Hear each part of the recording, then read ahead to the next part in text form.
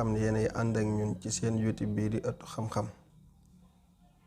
kon naafila tey gi ci téereb Sëriñ Suhaybu di guddig juróom-ñeenteel ga nee na ku ca julli ñeenti rakka bu ci ne fatiha ak tabbat yada ñetti yoon ak qul huwallahu ahad benn yoon dees na ko ca bindal tuyaabay muñkat yépp ak santkat yépp te dana mel ni wàcce na ab kaamil te dees na ko ca bindal tuyaabay ku jaamu yàlla juróom-ñaar fukki at yoo xam ne da ko yendoo woor fanaane koo julli.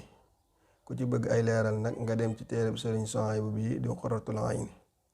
yéen mbokk yi nga xam ne yéen a ngi suivre ëttu xam-xam yi ñu ngi sàkku ngeen abonné tey partage vidéo yi.